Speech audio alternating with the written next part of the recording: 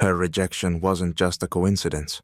It was a racist attack, and Sabrina, a successful attorney, faced it simply trying to rent an apartment. But her response to this humiliation shocked even the most seasoned. She didn't just fight for her right to a home. She took on the system that allowed people like this landlord to destroy lives. What she did next stunned everyone. But let's start at the beginning. Sabrina, a successful attorney, arrived at the luxury apartment she had been eyeing for months, in one of New York's most prestigious neighborhoods. She had worked hard for this moment. Her career was thriving, and this apartment represented not just a place to live, but the culmination of years of effort. A spacious two-bedroom unit, floor-to-ceiling windows with a stunning view of the park. Everything she had dreamed of. It was perfect. But when she met the landlord, her excitement quickly began to turn into doubt. The man, in his mid-50s, with a tight smile and cold eyes, didn't seem pleased to see her. Sabrina noticed his discomfort immediately, despite her professional attire.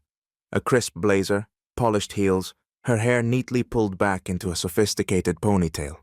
She knew she presented herself well, so why was he acting like this?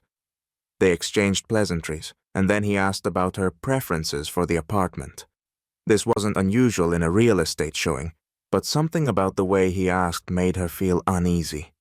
His questions were veiled, almost dismissive, touching on her financial history and personal background. Sabrina, puzzled, politely declined to answer such intrusive questions at this stage, thinking it was unprofessional and unnecessary. But he didn't seem to care.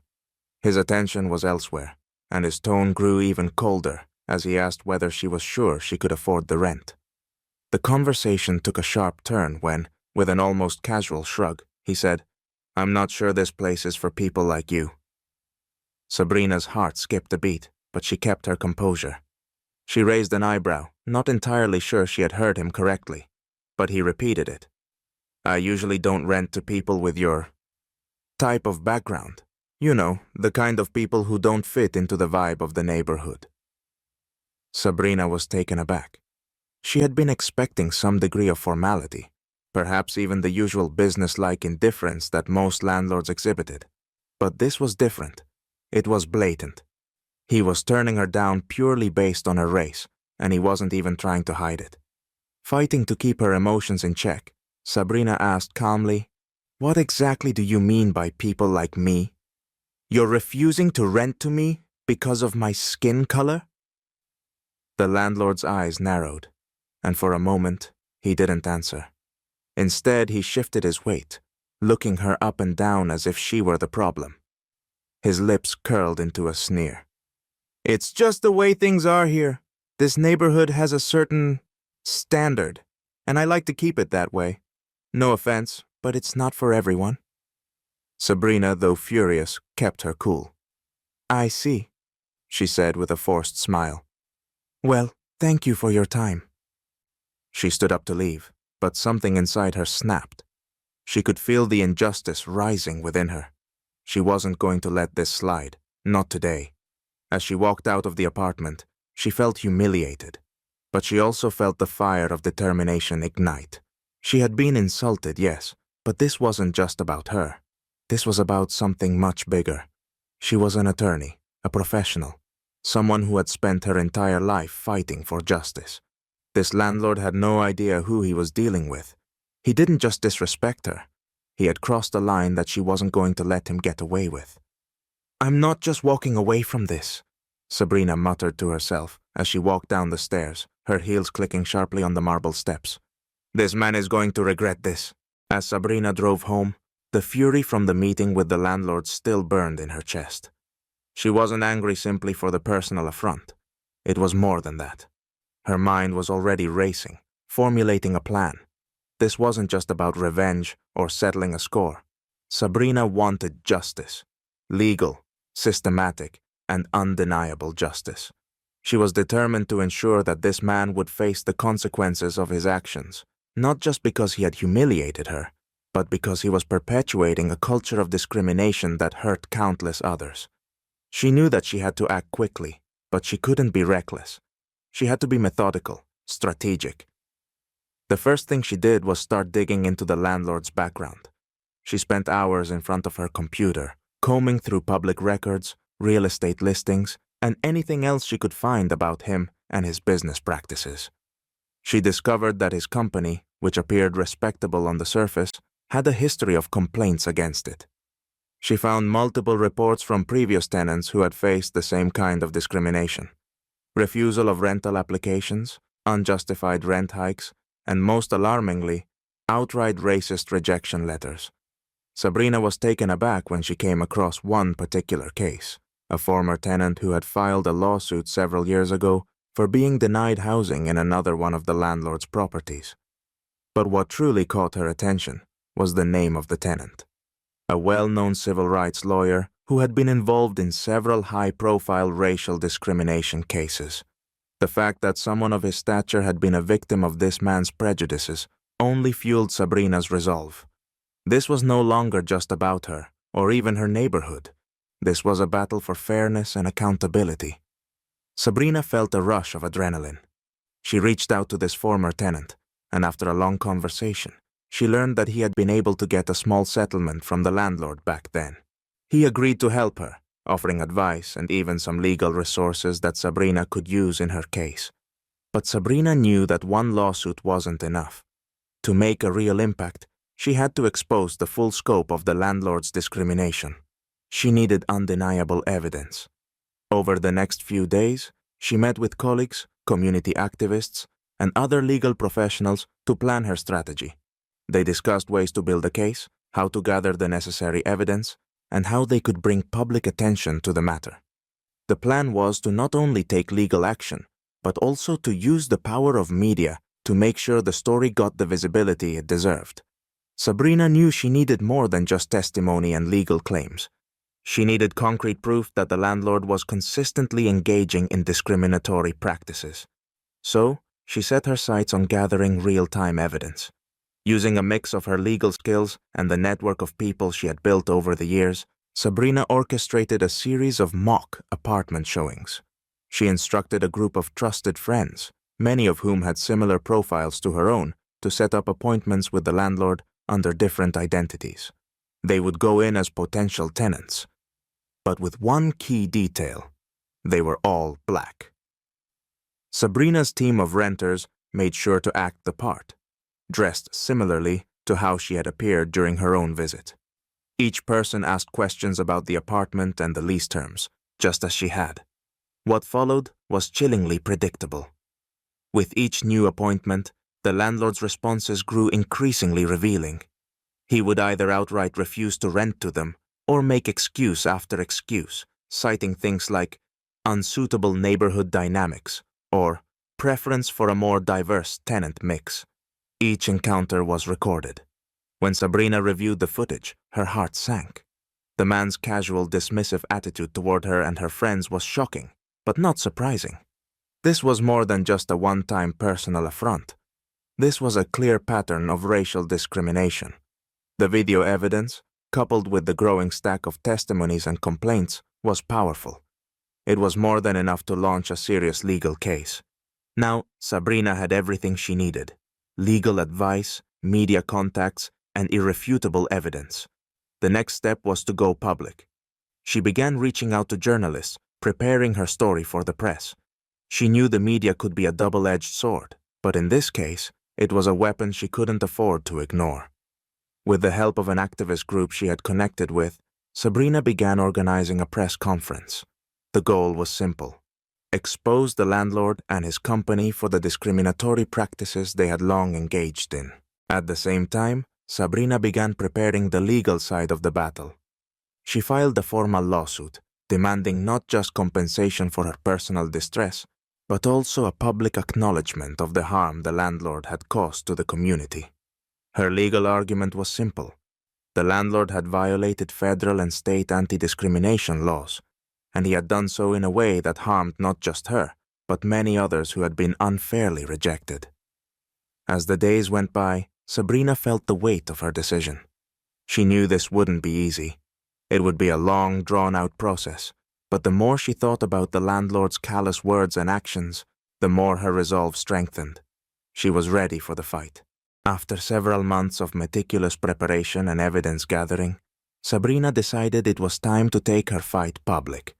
The tension had been building for weeks, and she knew that releasing the information she had accumulated would be the first step toward making a real change. It wasn't just about making the landlord face legal consequences anymore. This was about creating a wave of awareness, about taking down a system that allowed this kind of discrimination to continue unchecked. Sabrina started by publishing a series of explosive articles and exposés on her blog and across her social media platforms. Each post detailed not only her personal experience, but also the countless other stories she had gathered from tenants who had suffered similar treatment at the hands of the landlord. The social media posts quickly garnered attention, as they were both well documented and deeply personal. Sabrina wasn't just another disgruntled tenant. She was a lawyer, someone who could speak to the injustice with authority. As her posts spread, mainstream media outlets took notice. Sabrina was contacted by journalists from local newspapers, investigative TV shows, and online publications. The media was hungry for a story that exposed the deep-rooted racism in the housing market, and Sabrina's case fit perfectly. Within days, the story was all over the news. Articles and news segments began to show up detailing the landlord's history of racial discrimination. Sabrina's own interview, where she laid bare the blatant racism she had experienced, was broadcasted across several local news stations. But the real turning point came when a video surfaced. One of Sabrina's friends, posing as a potential renter, had recorded a meeting with the landlord. The video, which showed the landlord openly insulting a black woman while justifying his refusal to rent to her by citing unsuitable neighborhood dynamics and preferential choices, went viral. The footage was damning, not just because of what the landlord said, but because of the casual, almost entitled way in which he dismissed any questions about his discrimination. Sabrina knew this was the moment everything would change. The video didn't just go viral in the local area. It spread across social media, causing an uproar that extended far beyond New York. The public backlash was immediate and overwhelming. Within hours, social media was flooded with hashtags calling for the landlord's removal and the closure of his company. People shared their own experiences of discrimination, some of which echoed Sabrina's own story. Activists and civil rights organizations joined in, demanding accountability and justice.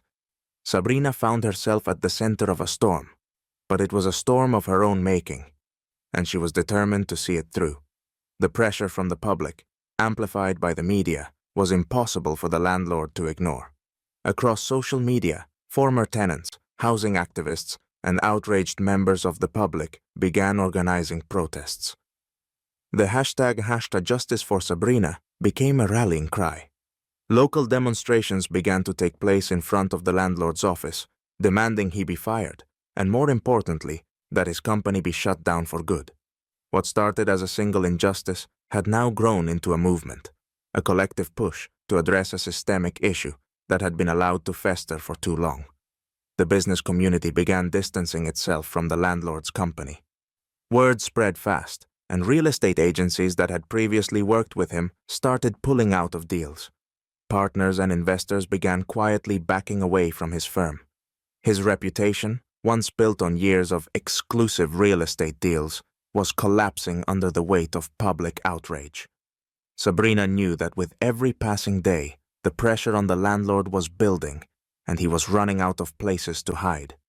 As his company began to unravel, the landlord himself tried desperately to deflect the criticism. In a last-ditch attempt to save face, he released a public statement apologizing for the misunderstanding, claiming that he wasn't racist, but simply trying to preserve the character of his properties.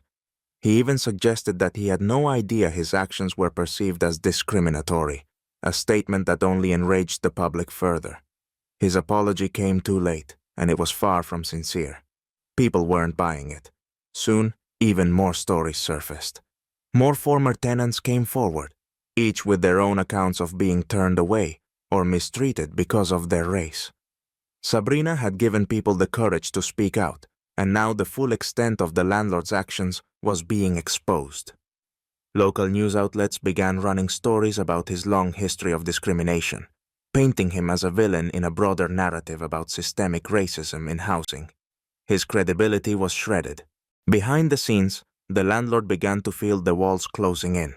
His company, once a thriving business, started losing clients and employees.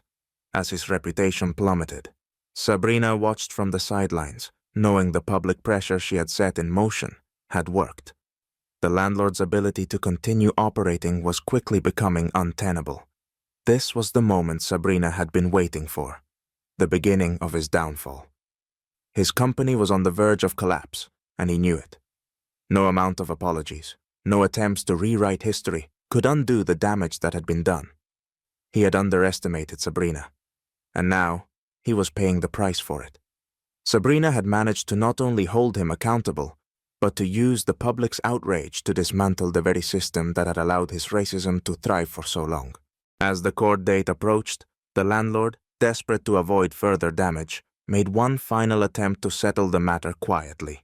He reached out to Sabrina, offering her a significant sum of money in exchange for her silence. The offer was tempting.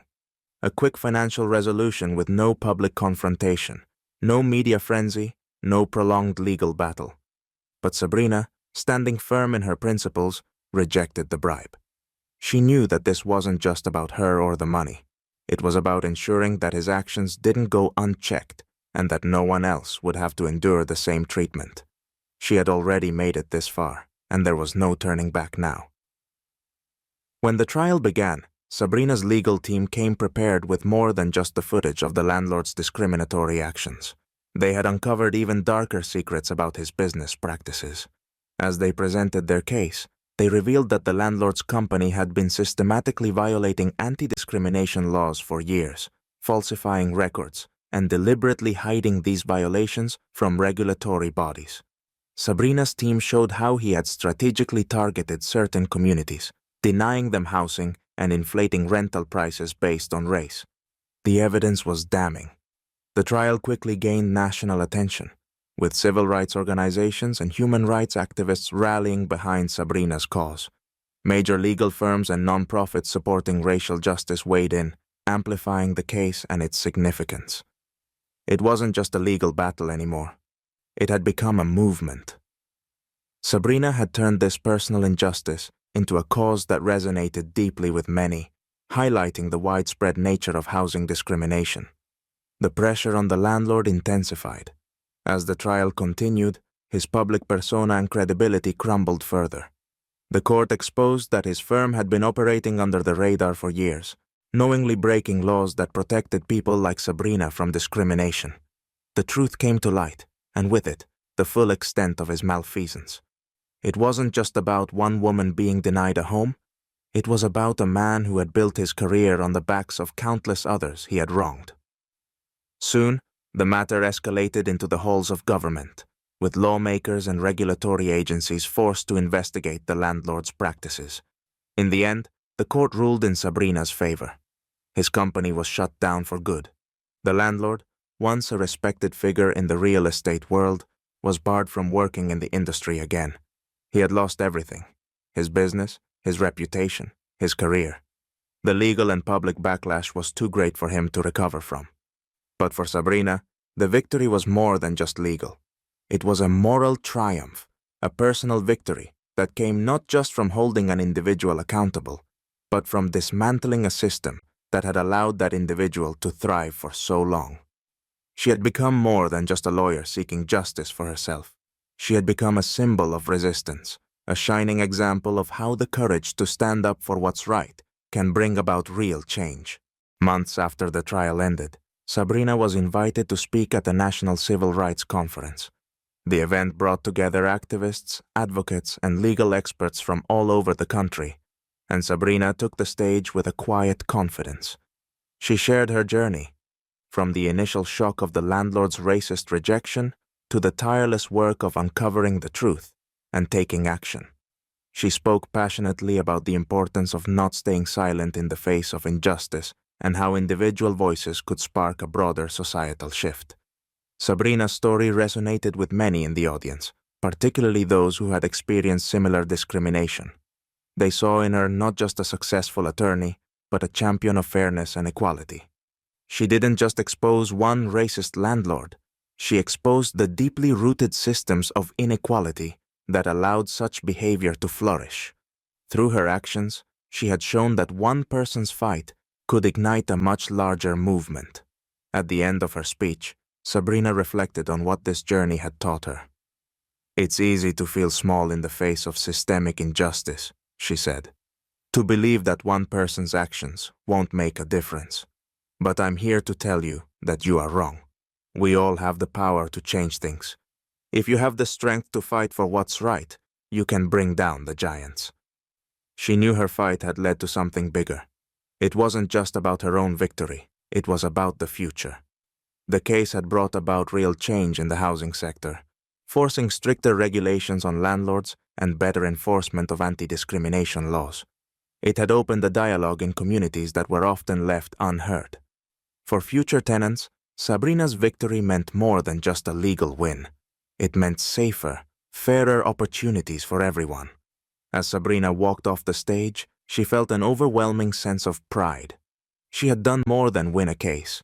She had fought for justice and won, not just for herself, but for every person who would ever walk into a rental office and face a prejudice they didn't deserve. She had become a beacon of hope, a reminder that no matter how big the system, the individual who refuses to back down can change the course of history.